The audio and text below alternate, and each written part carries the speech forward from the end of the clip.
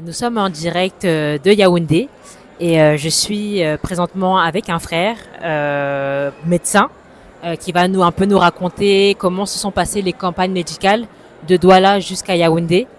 Donc mon frère, si tu peux te présenter, donner ta spécialité et comment se sont passées les campagnes médicales à Douala, à Yaoundé et à Bafoussam. Gloire au Seigneur. Bonsoir, je suis le frère Franck.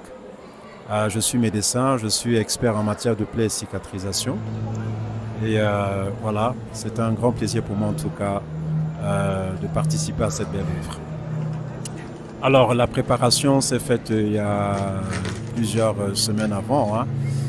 D'abord sur le plan administratif, parce qu'il a fallu en fait faire les demandes d'autorisation. Ça n'a pas été facile auprès des autorités sanitaires et puis des autorités, on va dire, administratives. Donc on n'a pas la grâce du Seigneur pu avoir toutes les autorités nécessaires, toutes les autorisations nécessaires de la part des autorités à Yaoundé et à Douala. Parce que dans la préparation, on n'était pas très sûr de pouvoir travailler du côté de Bafoussam. Donc on a demandé des autorisations pour mener des campagnes de santé à Yaoundé et à Douala. Amen. Le Seigneur a ouvert cette porte, il a disposé le cœur des autorités. Amen.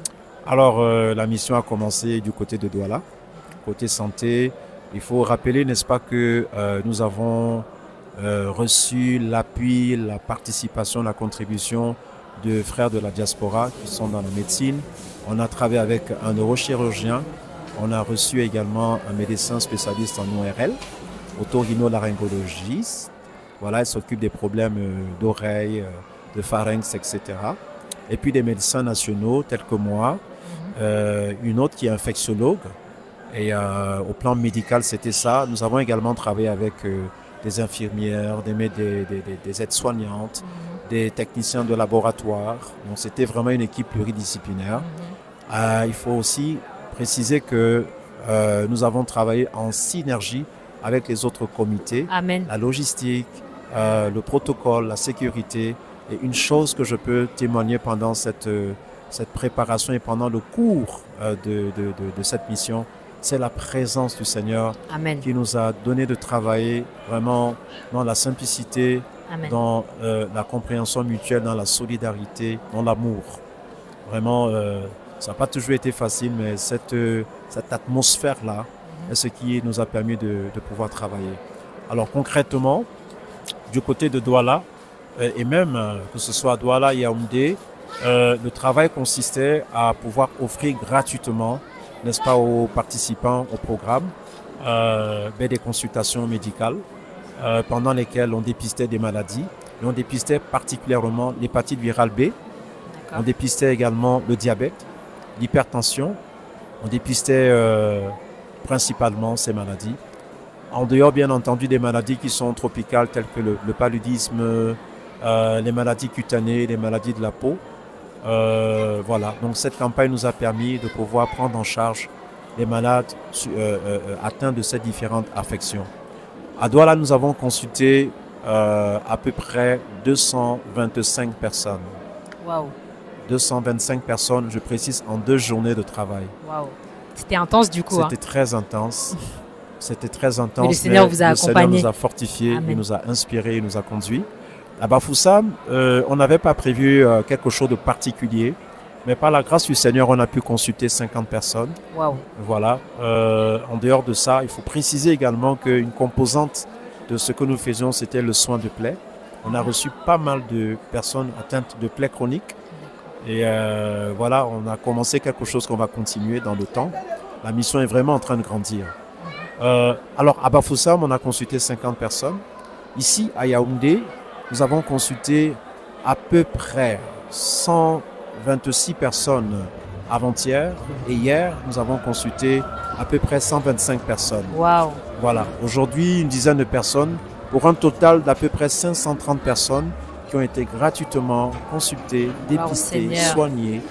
Voilà, et qui ont vraiment bénéficié de cet amour du Seigneur. Amen. Par le canal du soin. Waouh, amen.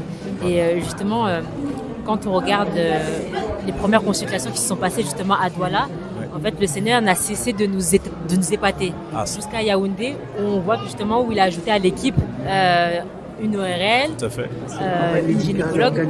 Et toi, justement, qu'est-ce que tu penses de tout ça, justement? Comment le Seigneur a opéré, a conduit toutes choses jusqu'à maintenant? Et on peut voir le nombre de personnes qui ont été consultées gratuitement, dont 500 personnes. Ouais. Qu'est-ce que tu penses de cela? Mais je pense qu'en fait que cette mission avait le mandat du Seigneur. Parce que quand il y a le mandat, la vision, quand il y a la vision, il y a le mandat. Quand il y a le mandat, il y a la provision. Amen. Et la provision, elle était multiforme. La provision en termes de ressources humaines, on avait beaucoup de ressources humaines. Amen. Voilà, elles étaient très diverses. La provision matérielle, parce qu'aujourd'hui, on a terminé le programme et on a un stock de médicaments. Waouh. Tellement le Seigneur a béni. Waouh. Ça venait de partout. De partout. On était dépassés, choqués par le Seigneur. Wow. Voilà, la provision également en termes de... on a vu le Seigneur se manifester de manière surnaturelle. Juste rapidement, un petit témoignage. Un enfant est venu en fait à Douala avec un grain de maïs qui était calé au fond de son nez. D'accord. Alors, on n'a pas pu l'enlever. On a référé la patiente chez un ORL qui n'était pas encore arrivé. Wow. Alors, ce qui s'est passé, c'est que l'ORL des ORL a agi à la maison. Amen. Quand ils sont rentrés, l'enfant a éternué et le grain de maïs est sorti. Waouh. Gloire au Seigneur. C'était magnifique. Waouh. Et donc maintenant, l'enfant n'a plus ce grain de maïs dans le nez. Ils ont voyagé de Douala pour Yaoundé. Ok. Et j'ai donc vu la maman tout à l'heure. Elle me dit, c'est moi. Wow. Elle m'a montré l'enfant en superbe forme. Wow. Que le Seigneur soit béni. Waouh.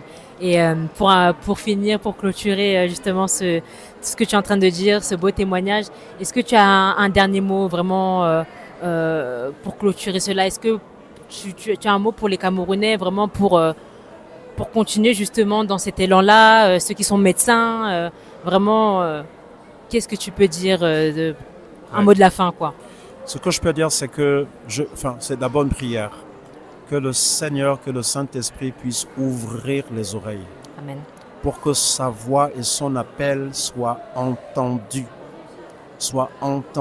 et reçus, parce que c'est là que le véritable réveil s'opère. Amen. Et je crois que tous les corps de métier, notamment les médecins, sont appelés à se lever pour Yeshua au Cameroun. Amen. Ma prière et également mon exhortation, c'est véritablement que le Seigneur continue de rassembler, n'est-ce pas, ces grâces, que ce soit dans le domaine purement spirituel, ou que ce soit, n'est-ce pas, dans le domaine, on va dire, de la vie active, de la vie pratique, les différents corps de métier, pour qu'ensemble, que nous puissions rebâtir les fondements qui ont été renversés, n'est-ce pas, par l'ennemi au Cameroun. Parce que je sais une chose, c'est que cette nation a un grand appel. Cette nation est appelée, en fait, à proclamer très fort et très haut le nom du Seigneur. Je vais terminer en disant que je crois que c'est le temps. Amen. Le Seigneur fait chaque chose en son temps. Amen. Voici venu le temps du Cameroun. Mes frères camerounais, répondons à l'appel du Seigneur. Amen. En tout cas, vraiment, c'est un très beau témoignage.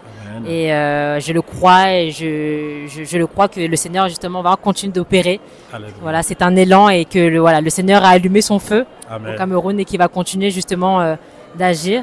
En tout cas, que toute la gloire revienne au Seigneur. Alléluia. Et merci beaucoup, mon frère, docteur Docta, comme on dit au Cameroun, pour ce témoignage. Et que toute la gloire revienne au Seigneur.